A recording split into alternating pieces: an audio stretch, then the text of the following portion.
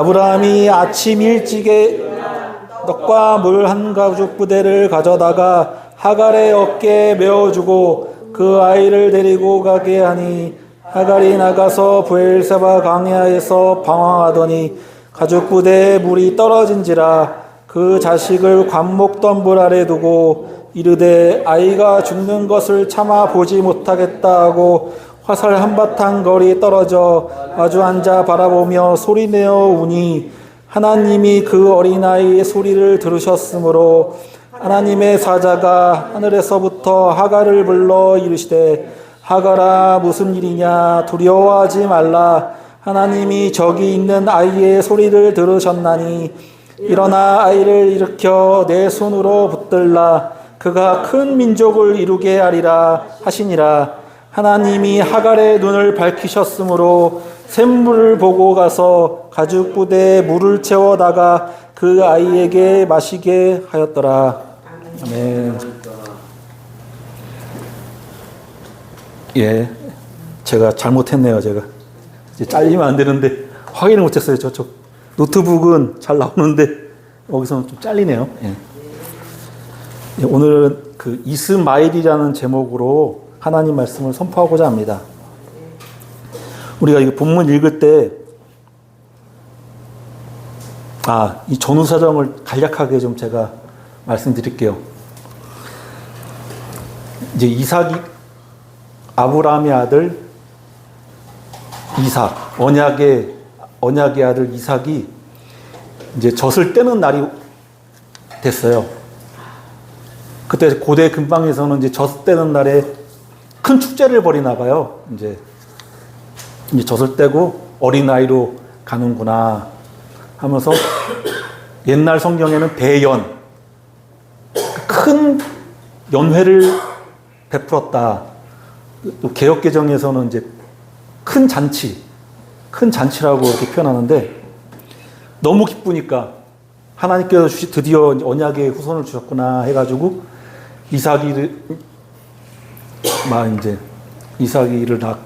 젖을 뗐기 때문에 그 주변에 유력자들이나 자기 아는 지인들 이렇게 다 모아가지고 큰 축제를 했어요.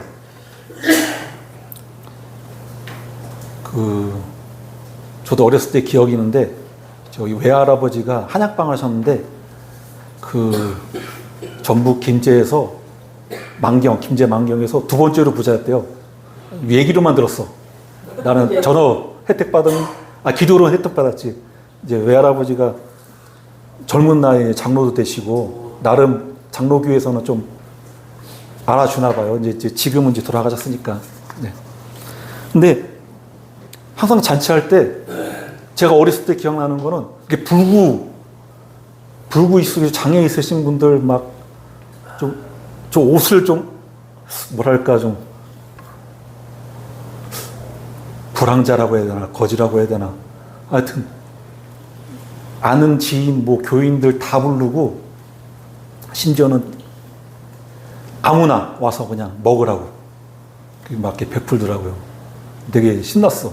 뭔가 이렇게 천막도 이렇게 막 해가지고 외할머니 이렇게 이모들 다 요리에 동원되는 거죠.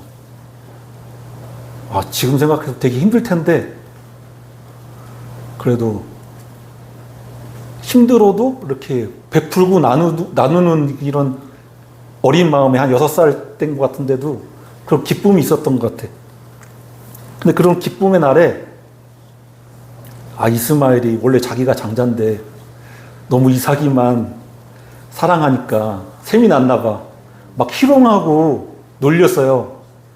그러니까 사라가 참다 못해가지고 하갈하고 저 아들 밖으로 쫓아내라. 그러니까 그래도 육신의 자녀라고 하지만 엄연히 자기 아들인데 근심했어요. 너무 근심해가지고 괴로운 거야. 어떻게 하갈하고 자기 아들을 내보내나. 근데 하나님이 나타나셔가지고 사라 말대로 해라. 그러면서 아브라함한테 이스마엘을 통해서 큰 민족을 이루게 하겠다. 12방백의 조상이 되게 하겠다. 축복하겠다 하시니까 믿음으로 순종했어요. 근데 참 이게 쉽지 않을 것 같아. 아브라함이 진짜 믿음의 사람인 게 하나님 말씀을 그냥 그대로 순종했는데 저 같았으면 순종했을까? 힘들지 않았을까? 저 같으면은. 물론 뭐 책임감 없고, 나만 잘 살면 돼 하는 사람이면 모르겠는데 그래도 약간의 책임감이나 일말의 그런 죄책감이 있으면은 내보내기가 쉽지 않잖아요. 근데 하나님 말씀에 순종했어요. 그래서 아브라함이 아침 일찍 일어나서 떡하고 물 한 가죽 부대를 줬다고 그러잖아요. 이거 가지고 어떻게 12방백을 이루고 살까 막막하긴 한데 그래도 하나님께서 책임지시겠지 하는 믿음으로 보냈던 것 같아요. 근데 이 메시지에서 알 수 있는 것은 첫째, 하나님 없는 자의 삶이 방황의 연속이라는 거예요. 하갈이 왜 광야로 갔을까? 구체적인 이유는 잘 몰라요. 아마 하갈이 이집트 요정이라서 이집트 쪽 자기 고향 쪽으로 가다가 길을 잃었나? 뭐 여러 가지 이유가 있겠죠. 아니면 우리는 이제 버림받았으니까 될 대로 되자보자 같이 죽자 동반 안 좋은 생각을 했을 수도 있고 뭐 어떤 생각을 가졌는지 모르겠어요. 근데 결론적으로 광야에서 헤매게 됐어요.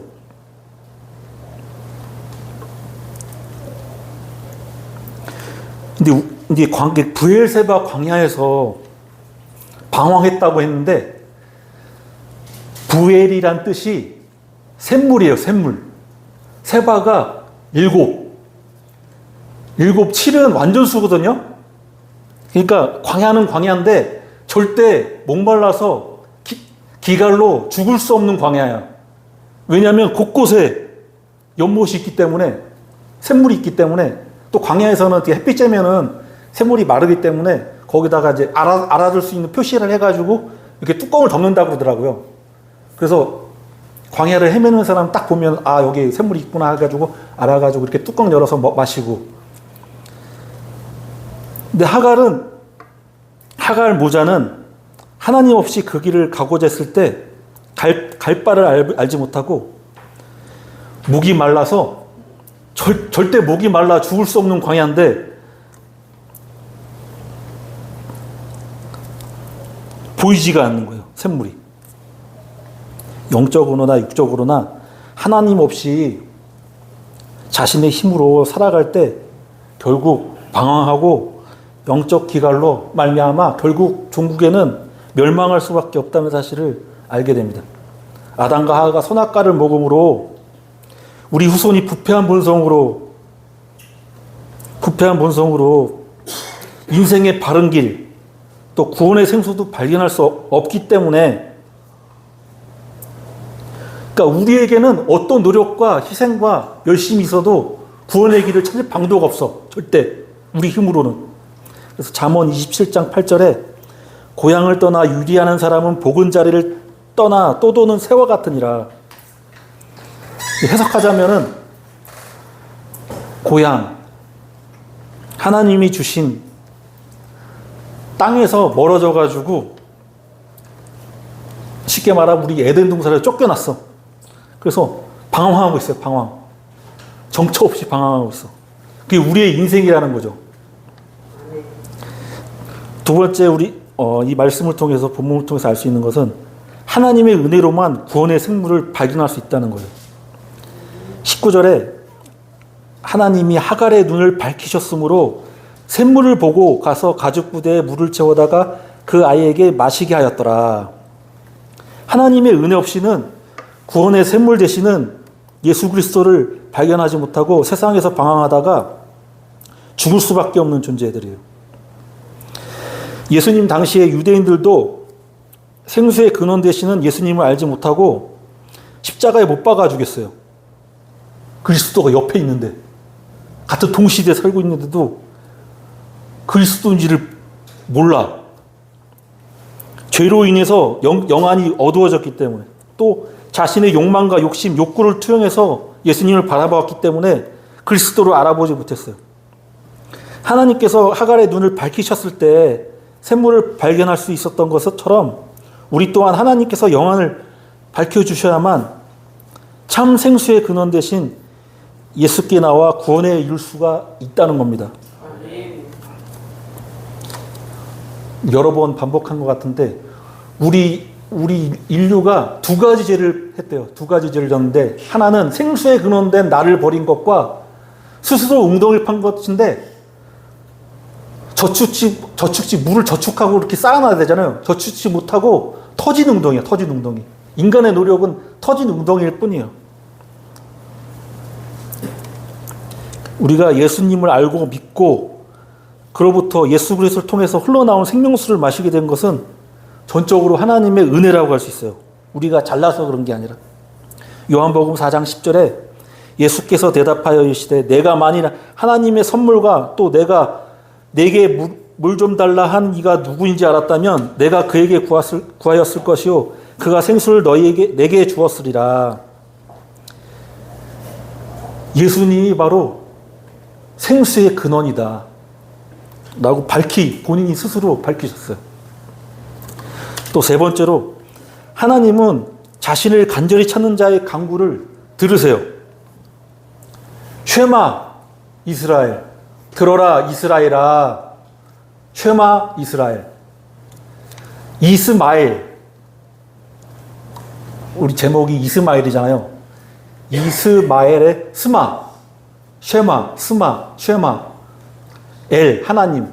하나님께서 들으신다라는 뜻이 이스마엘이에요. 하나님께서 들으신다.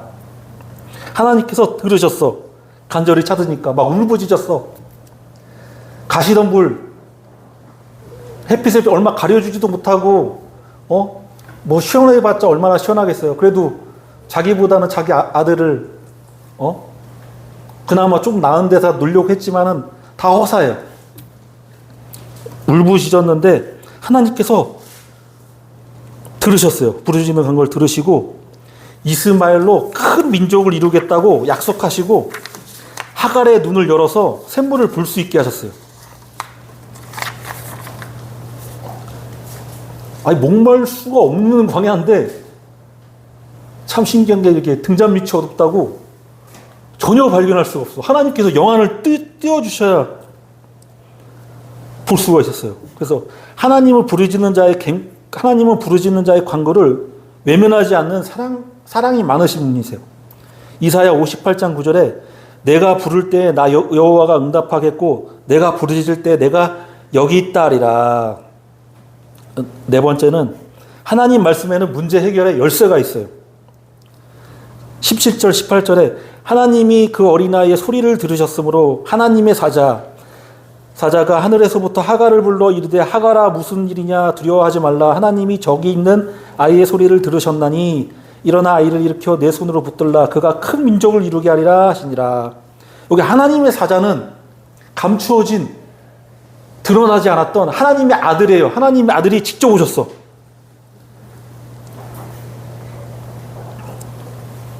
그리고 위로와 약속의 말씀을 주셨어요.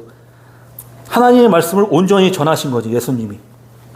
그러니까 하갈은 하나님의 말씀을 듣고서 샘물을 발견함으로 그녀와 그 죽어가는 이스마엘의 생명을 구할 수가 있었어요. 이와 같이 하나님의 말씀 안에서 모든 문제의 해결책이 다 있어요. 마찬가지로 우리도 하나님의 인도를 받기 위해서 하나님의 말씀을 듣고 읽고 행해야 됩니다. 시편 107편 19절에서 20절에 이에 그들이 그들의 고통 때문에 여호와께 부르짖음에 그가 그들의 고통에서 그들을 구원하시되 그가 그의 말씀을 보내어 그들을 고치시고 위험한 지경에 건지시는도다. 시편 119편 50절에 이 말씀은 나의 고난 중에 위로라. 주의 말씀이 나를 살리셨기 때문이다. 주의 말씀이 나를 살리셨기 때문이다. 그러니까 이스마엘은 언약의 자녀가 아니었어요. 약속된 씨가 아니었고 어머니는 종이었고 사라의 몸종이었죠. 사라의. 결국 집에서 쫓겨났어요. 광야에 물도 없이 죽어가는 아이였는데 그 가장 낮은 자리에 하나님께서 찾아오셨어요. 이것이 이스마엘 이야기의 핵심이고 동시에 예수님이 이 땅에 오신 이유와 정확히 맞아떨어져요. 예수님께서 이 땅에 오신 이유. 이스마엘과 예수님의 공통점이 있는데 버림받았어요. 아브라함의 집에서 쫓겨났어요.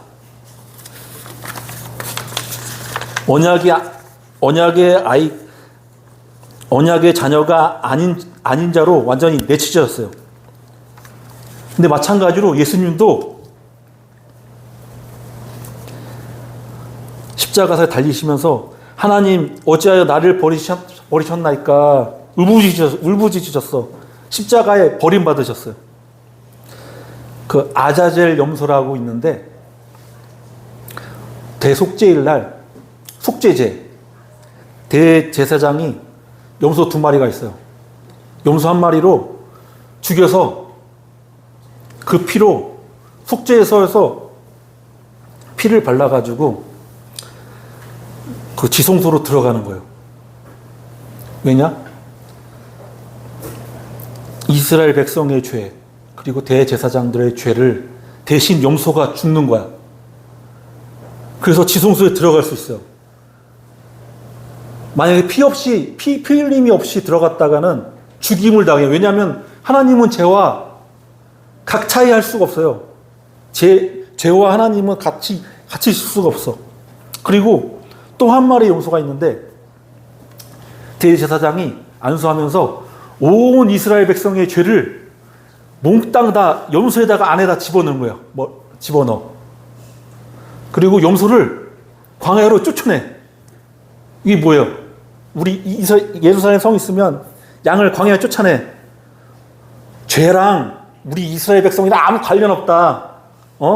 너는 알아서 염소 살든지 죽든지 알아서 해라. 죄를 방기시키고 떠나 보내는 거예요. 근데 그게 이스마엘이 쫓겨난 거랑 똑같아요. 아브라함의 그런 인간적인 정욕과 인간적인 생각과 그런 열심 아무 소용 없었어요. 결국에는 광야로 쫓겨나는 신세가 되는 거예요. 근데 그런 이스마엘 모습에서 예수님의 모습이 비춰지는 거죠. 또 광야가 중요한데 광야에서 죽음의 위기를 맞아요. 근데 예수님도 공생에 시작하기 전에 광야에서 기도하셨는데 예행 훈련이죠. 그리고 십자가에 달리기 전에 성에서 쫓겨나는 거 아시죠? 쫓겨나서 골고다로 이렇게 걸어가는 거예요. 마치 아자젤 염소가 이스라엘 백성과 같이 분리되는 것처럼 쫓겨나셨어. 심지어는 죽으셨어요. 그 염소 죽어진 염소랑 또 이렇게 광야로 쫓겨난 염소랑 이게 다 2개를 합치면 예수님의 모습이 되는 거죠.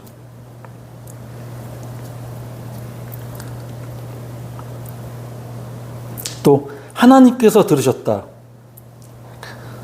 이스마엘이잖아요.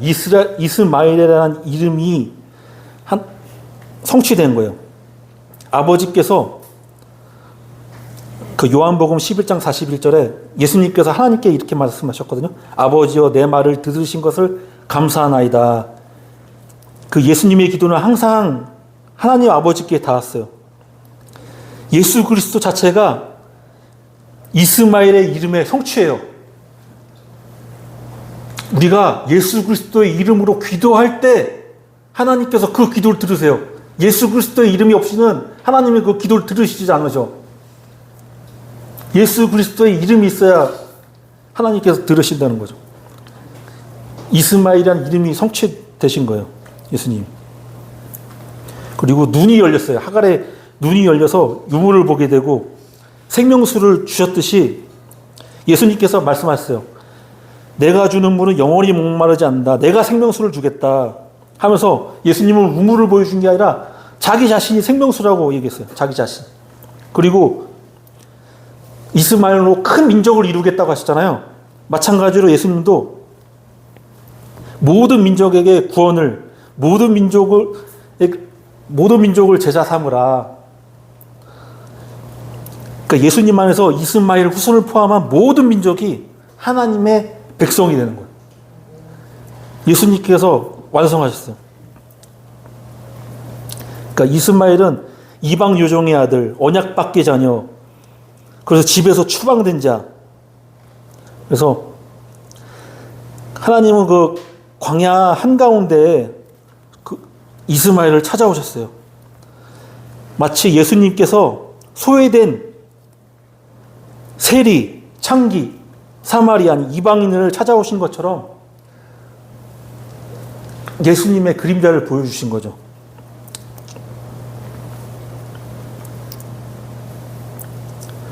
그 예수님께서 요한복음 10장 14절에 내 이름으로 무엇이든지 내게 구하면 내가 행하리라. 또 갈라디아서 3장 29절에 너희가 그리스도의 것이면 곧 아브라함의 자손이요 약속대로 유업을 이을 자니라. 예수님 안에서 이스마엘의 이야기가 새롭게 끝나는 거예요. 예수 안에서 쫓겨난 자가 돌아오고 버림받은 자가 자녀가 되고 광야에서 죽어가는 자가 생명수를 얻게 되는 겁니다. 결론 맺겠습니다. 그 하나님 없는 자의 삶은 방황 속에서 기로하다가 종국에는 갈급함과 영적 기근으로 죽음을 맞이하게 된다는 것을 배웠습니다. 또 하나님의 은혜로만 구원의 샘물인 예수님을 발견한다는 것, 또 하나님은 자신을 찾고 구하는 자의 간구를 들으시는 분이라는 것을 알게 되었습니다. 또 하나님의 말씀을 듣고 행하는 것이, 즉 말씀이 육신되어 오신 예수님을 믿는 것, 그 예수님 믿는 것이 우리를 살린다는 것을 알게 되었습니다. 이 모든 것이 인간의 능력과 노력, 열심이 아니라 오로지 하나님의 여심과 하나님의 은혜입니다. 이스마엘 하나님께서